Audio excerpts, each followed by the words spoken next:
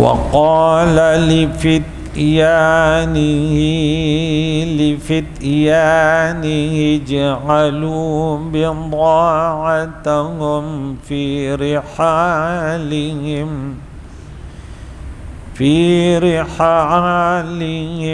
لعلهم يعرفونها إذا انقلبوا إلى أهلهم لعلهم يرجعون.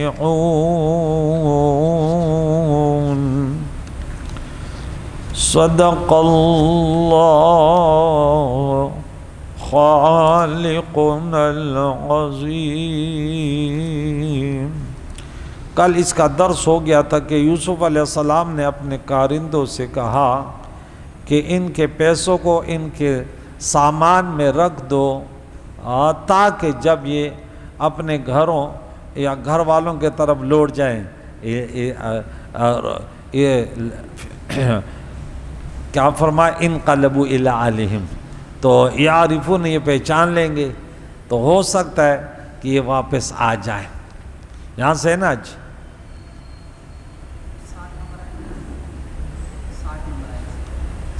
وہ تو ہو گیا. انا خیر المنزلین، اگر تم اس کو نہیں لاؤ گے تو میرے پاس نہیں ہے. انہوں نے بولا ہم ان کو لے کر آئیں گے اپنے ابو سے، ہم یہ کام کرنے والے ہیں. یوسف علیہ السلام یہاں سے آج یہ جو ہے یہ کل ہو گیا تھا، ٹھیک ہے نا، یہ آج کا سبق، کل یہ ہو گیا تھا. یہاں بھائیوں کی رقم تھیلیوں میں رکھ کر ان کے بوروں میں رکھ کر واپس کر دی.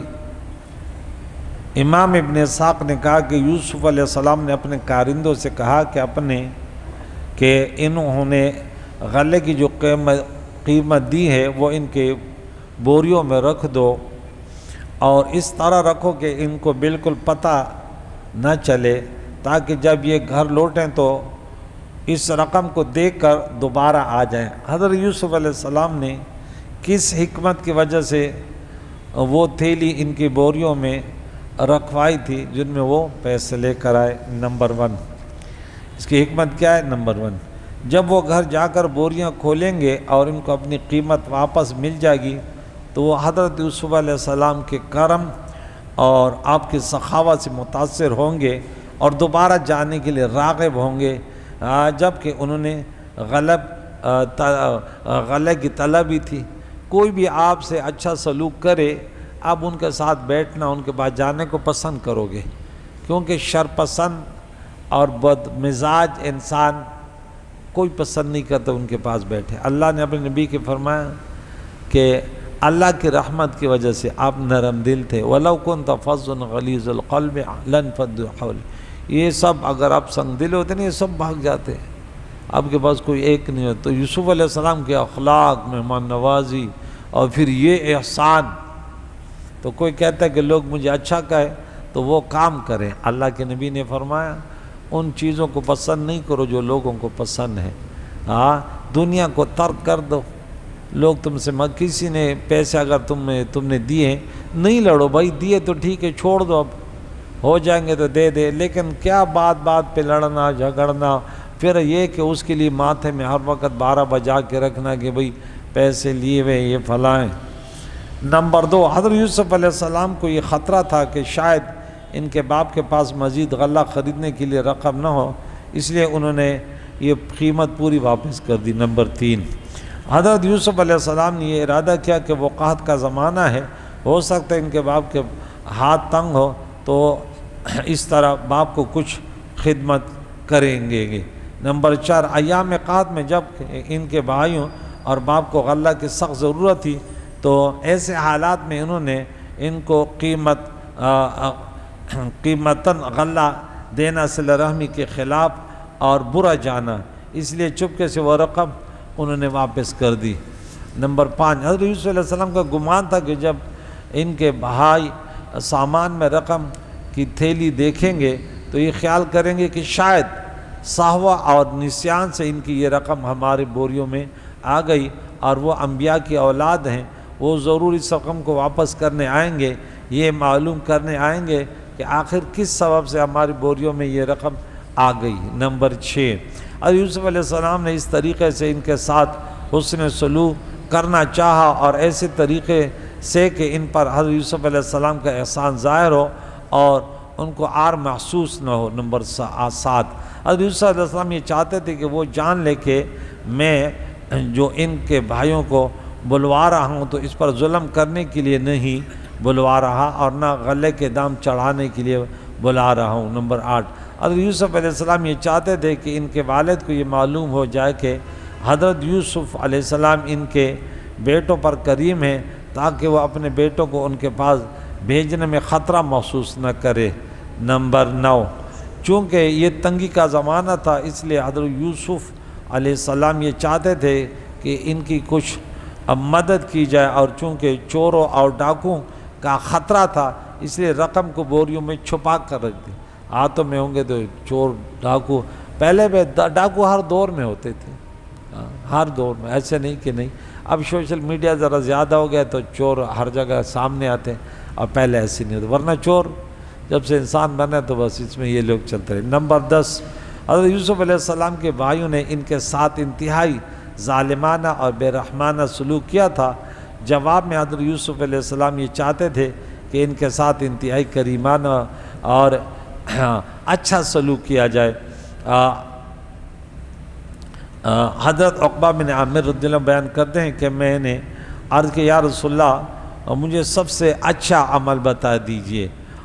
پیارے آقا دو جان نے فرمایا، اے عقبہ، جو شخص تم سے تعلق توڑے تم اس سے تعلق جوڑو، جو تم کو محروم کرے اس کو عطا کرو، اور جو تم پر ظلم کرے اس سے درگزر کرو۔ یہ سب سے اچھے اخلاق ہیں۔ خذ العفو وامر بالعرف واعرض عن الجاہلین۔ ترمذی شریف میں یہ حدیث موجود ہے، اس کے علاوہ بھی کئی کتابوں میں ہے۔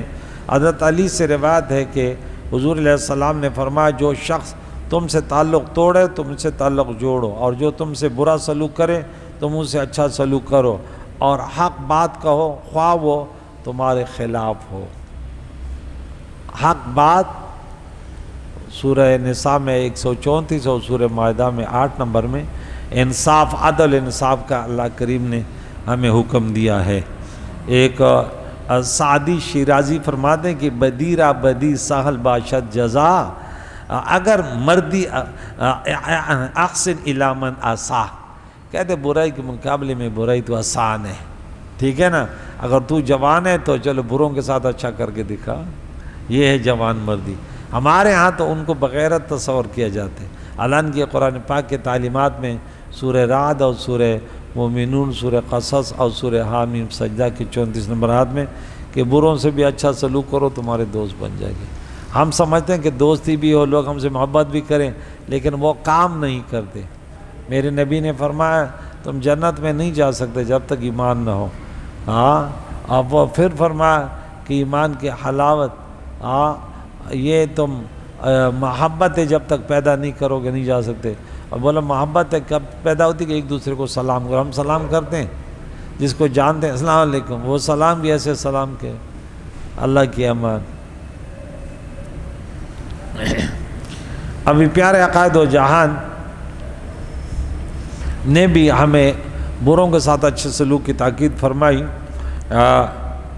حضور علیہ السلام دنیا میں سب سے زیادہ یہ کردار ادا کیا کہ بروں کے ساتھ اچھا سلوک کیا۔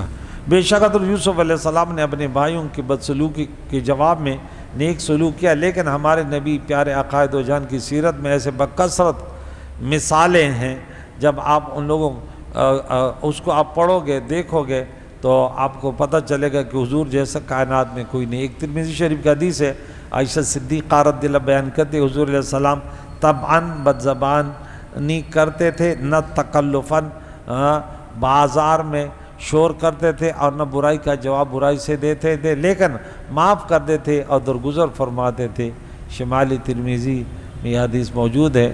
اور ایک اور روایت میں امہات المومنین بیان کرتی ہے حضور علیہ السلام کبھی کسی شخص سے اس کی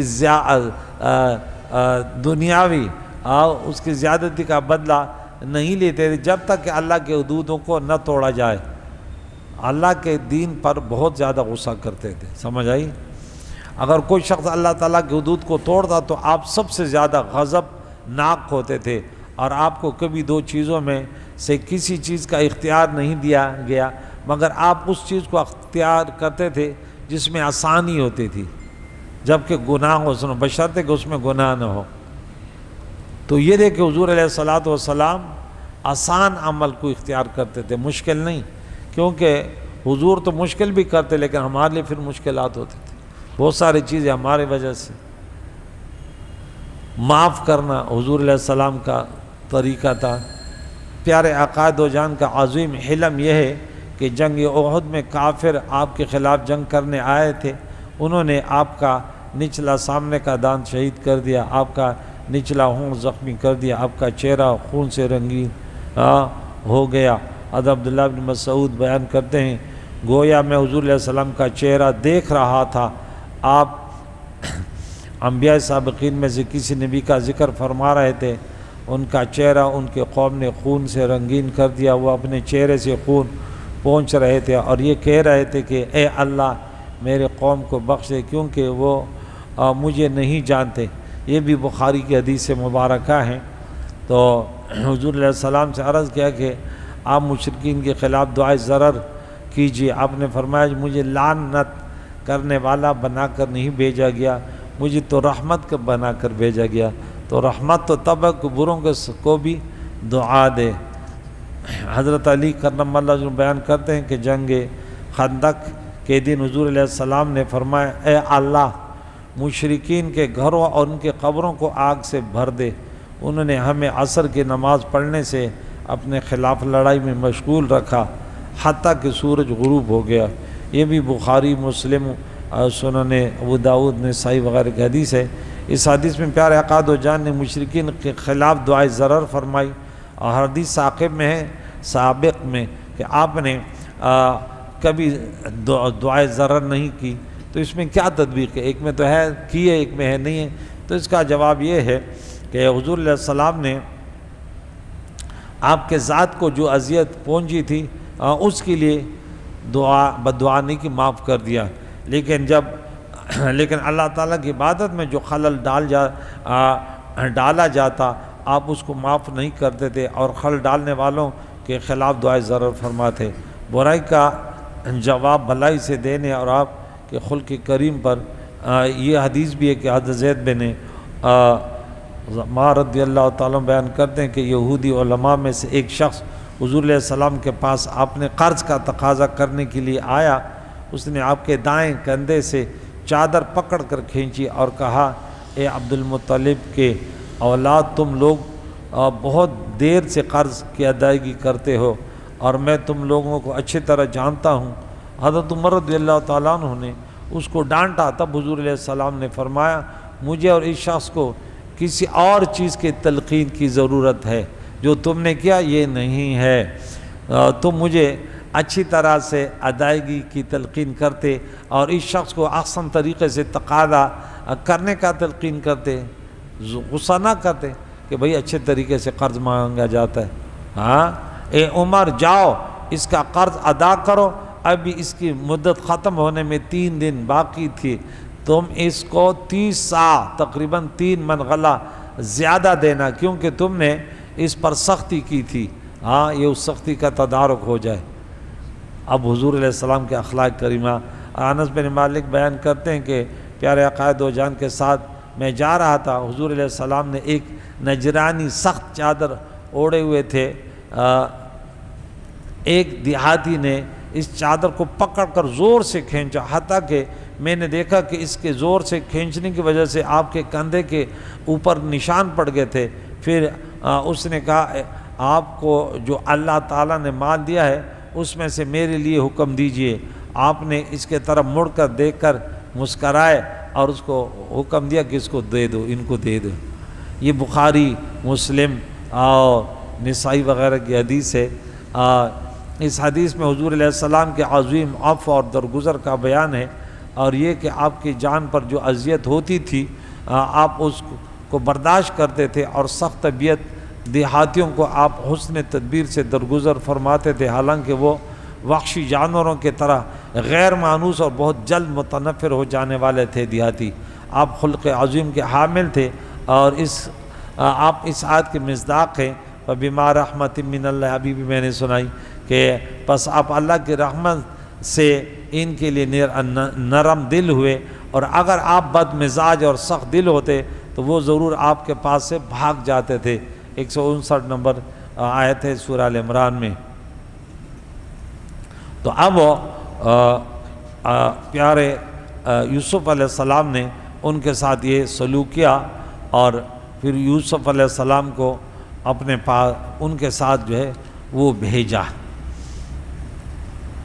تو اس کے بھیجنے کے وجوہات بیان کریں۔ ایک سوال یہ ہے کہ جب یعقوب علیہ السلام یہ تجربہ کر چکے تھے کہ انہوں نے بھائیوں کے کہنے پر حضرت یوسف علیہ السلام کو ان کے ساتھ بھیج دیا تھا، اور پھر وہ حضرت یوسف علیہ السلام کو ساتھ لے کر نہیں آئے، اور کہہ دیا کہ ان کو بھیڑیا کھا گیا، اور بالآخر ان کا جھوٹ ثابت ہو گیا، تو دوبارہ ان کے کہنے کی وجہ سے حضرت یعقوب علیہ السلام نے بنیامین کو ان کے ساتھ کیوں بھیجا؟ تو ان کے جوابات مفسرین دیتے۔ نمبر 1، وہ بھائی آپ کافی بڑے ہو چکے تھے اور نیکی اور تقوی کی طرف مائل ہو چکے تھے، اور اب ان سے سابقہ کارروائی کی توقع نہیں تھی، اسی لیے بھیجے کہ اب یہ سدھر گئے۔ نمبر 2، حضرت یعقوب علیہ السلام نے یہ مشاہدہ کر لیا تھا کہ یہ لوگ بنیامین سے اس طرح حسد اور بغض نہیں رکھتے جس طرح حضرت یوسف علیہ السلام سے حسد اور بغض رکھتے تھے، اس لیے بھیجے۔ نمبر 3، ہر چند کے حضرت یوسف علیہ السلام کے بھائیوں پر پہلے اعتماد کرنے کا تجربہ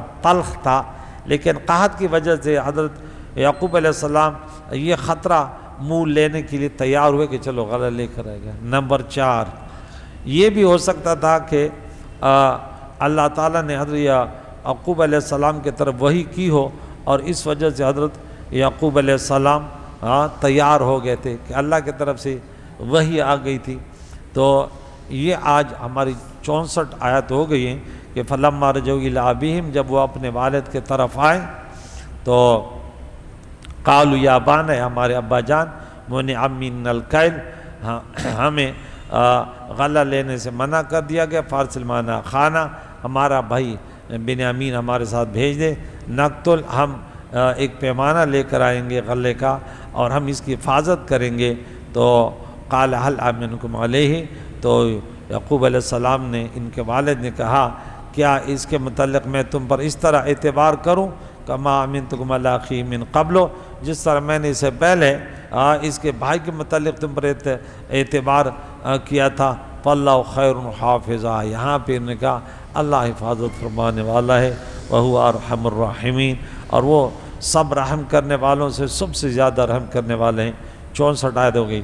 تو آپ کسی کو کوئی چیز دیں نا، یہ آیت پڑھ لیا کریں، پیسے دے رہو کہ اب واپس آئیں گے نہیں، فاللہ خیر حافظا وہو ارحم الراحمین۔ اب جب پہلے مرتبہ بھیجا تھا تو اس وقت یہ کہا تھا کہ مجھے خوف ہے بھیڑیا کھا لے گے، تو یہ معاملہ آیا۔ اس وقت جب اب دیکھیں ہر واقعے میں بڑے سبق ہوتے نا، اور اس وقت کیا کہا فاللہ خیر حافظا وارحم الراحمین۔ تو ایسی ہوا کہ وہ جو یوسف علیہ السلام کتنے سال سے 40 یا 80 سال سے لاپتہ تھے، وہ بھی آ گئے، سب بیٹے بھی آ گئے، بنیامین بھی آ گئے، کچھ بھی نہیں ہوا۔ یہ ہمارے لیے اس میں بہت بڑا سبق ہے واقعے میں۔ مارلا اس میں یہ ہمیں ملا کہ کمال نہیں ہے، آج کل بھائی بھائی کا دشمن ہے، ٹھیک ہے نا، آپ اچھی طرح جانتے ہیں۔ پھر خاص کر شہر کراچی والے تو ماشاءاللہ ہیں، یہ تو شادی کے بعد بھائی کی شکل دیکھنے بھی گوارا نہیں کرتے، ایسے لڑ رہے ہوتے ہیں، بہن اور بھائی لڑ رہے ہیں، بھائی لڑ رہے ہیں۔ ارے بھائی دنیا فانی ہے، اور لڑتے کس لیے؟ یہ وہ بھائی بہن تو چھوڑو، ماں باپ کو اتنا پریشان کیا ہوا ہے۔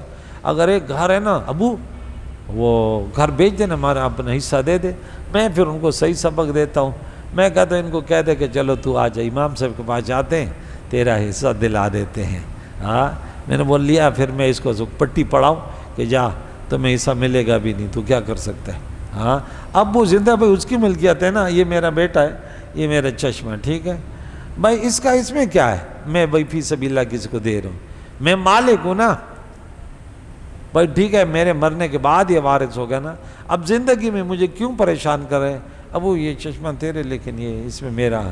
بھائی تو وارث زندگی میں تھوڑی وارث ہے، زندگی میں تو حضور نے کیا فرمایا، بیٹے کو کیا کہا والد کے سامنے، انت و مالک لابیک، تو تیرا مال تیرے باپ کا ہے، ہاں تو لالچی ہے، اور باپ جو ہے وہ شفیق مہربان ہے۔